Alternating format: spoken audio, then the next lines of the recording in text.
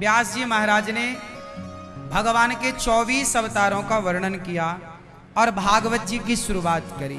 भागवत की शुरुआत कहां से? महाभारत के युद्ध से। भगवान भीम भैया की गदा से दुर्योधन की जंघा टूटी। अश्वत्थामा ने द्रौपदी के 5 पुत्रों को मार डाला।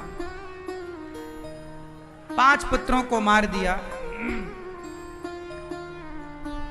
अर्जुन अश्वत्थामा को पकड़ने गए तो ब्रह्मास्त्र चलाया। अश्वत्थामा के ब्रह्मास्त्र से भागते भागते भगवान की शरण में अर्जुन आए और अर्जुन ने प्रार्थना की, कृष्ण कृष्ण महाबाहो भक्तानाम भयंकरा त्वमेको दह्यमानाना मपवर्गोऽसि संस्रते। चरणों में गिर पड़े अर्जुन, हे प्रभु रक्षा कीजिए। भगवान ने अश्वत्थामा के ब्रह्मास्त्र से भगवान ने कहा तुम भी ब्रह्मास्त्र चलाओ। अर्जुन ने भी चलाया, टकराए दोनों ब्रह्मास्त्र। भगवान ने शांत किया। अश्वत्थामा को लाकर द्रौपदी के सामने अर्जुन ने खड़ा किया। द्रौपदी तेरे पुत्रों का हत्यारा तेरे सामने है, जो दंड देना चाहती हो दे दो। इस पापी ने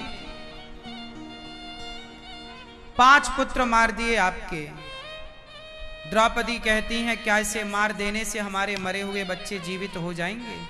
इसलिए इसे मारो मत, इसे छोड़ दो। सोचिए द्रौपदी के 5 पुत्र मर गए और अश्वत्थामा को छोड़ने की बातें कर रही हैं। भगवान ने कहा वाह बहन, तुम्हारी जैसी सोच तुम्हारी ही हो सकती है। अश्वत्थामा के साथ क्या करें भगवान से पूछा। तब भगवान ने कहा ब्रह्मबंधुर्न हन्तव्य आतताईव धारणा मयैवो भयमाम्नातं परिपाह्यनुशासनम्। ब्राह्मण को कभी मारना नहीं चाहिए और आताताई को कभी छोड़ना नहीं चाहिए। ये जाति से तो ब्राह्मण है और कर्मों से आताताई है, इसलिए इसे मार भी दो और छोड़ भी दो। अब मार भी दो छोड़ भी दो, क्या करें? अश्वत्थामा के सिर की मणि निकालकर अपमानित करके उसे नगर से निकाल दिया गया। किसी को मारना हो तो कैसे मारें? आप किसी को मारना चाहते हैं तो उसका अपमान कर दीजिए। अपमान भी मृत्यु के बराबर ही होता है। माँ बाप को मार डालना ही मार डालना नहीं है, उनका अपमान करना भी मार डालने के बराबर है। अश्वत्थामा के सिर की मणि निकालकर समाज में अपमानित करके निकाल दिया।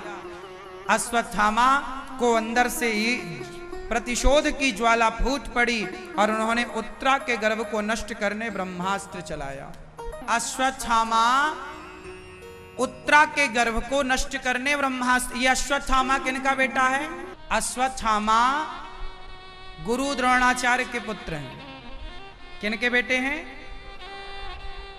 द्रोणाचार्य जी की मृत्यु हो चुकी है महाभारत में। धृष्टद्युम्न ने इनको मारा है, सिर काट दिया।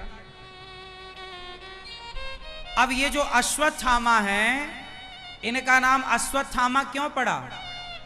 क्योंकि जब इनका जन्म हुआ था तो अश्व मतलब घोड़े की तरह इनकी आवाज निकली, घोड़ी की तरह ये हिन हिनाए, इसलिए इनका नाम पड़ा अश्वत्थामा। अश्वत्थामा उत्तरा के गर्भ को नष्ट करना चाहते हैं। उत्तरा कौन? अभिमन्यु की पत्नी। अभिमन्यु कौन? अर्जुन के पुत्र। अभिमन्यु की पत्नी उत्तरा गर्भवती थी और अभिमन्यु की मृत्यु हो चुकी थी, महाभारत में मर चुके थे। उनके गर्भ में जो बच्चा था वही बालक पूरे पांडवों के वंश का वंशज था और उस वंशज को मारने के लिए अश्वत्थामा ने ब्रह्मास्त्र चलाया। अश्वत्थामा तुरंत ब्रह्मास्त्र निकालते हैं, उत्तरा की ओर चलाते हैं। उत्तरा ने बिना क्षण गवाए तुरंत दौड़कर श्री कृष्ण की शरण में चलेगी। प्रभु हमें पता है कि जब संकट आएगा तो आप ही बचा सकते हैं, दूसरा कोई नहीं। हमारी सास पर संकट आया तो आपने बचाया, हमारे सास की सास पर संकट आया तो आपने बचाया। मतलब द्रौपदी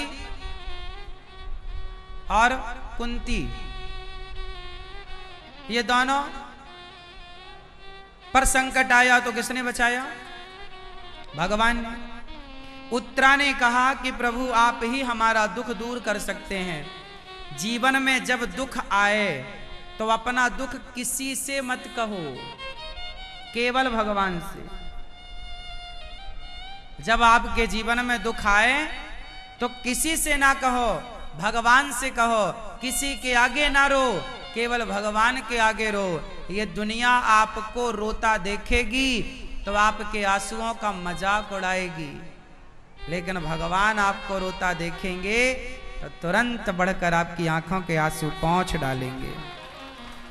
इसलिए भगवान के आगे कहिए, भगवान के आगे रोइए, और भगवान के आगे रोने से पहले भगवान से एक मजबूत रिश्ता बना लीजिए, एक बंधन बनाइए, भगवान से रिश्ता हो। मांगना है कुछ तो भगवान से, और हम बताएं आपको, जो भगवान दे पाते हैं ना, जो भगवान दे सकते हैं कोई नहीं दे सकता। इसलिए क्यों भिखमंगों से मांगो? भगवान दाता है, दाता एक राम, भिखारी सारी दुनिया को भिखारी कहा जाता है। दाता तो केवल राम है, भिखारी सारी राम एक देवता, पुजारी सारी पूज्य तो राम है, संसार तो पुजारी है। इसलिए मैं सबका होकर देख लिया, अब तेरा होना बाकी है। रोया मैं बहुत जग के आगे, तेरे आगे रोना बाकी है। भगवान के आगे रोना अभी बाकी है। आप रोए तो हैं पर संसार के आगे।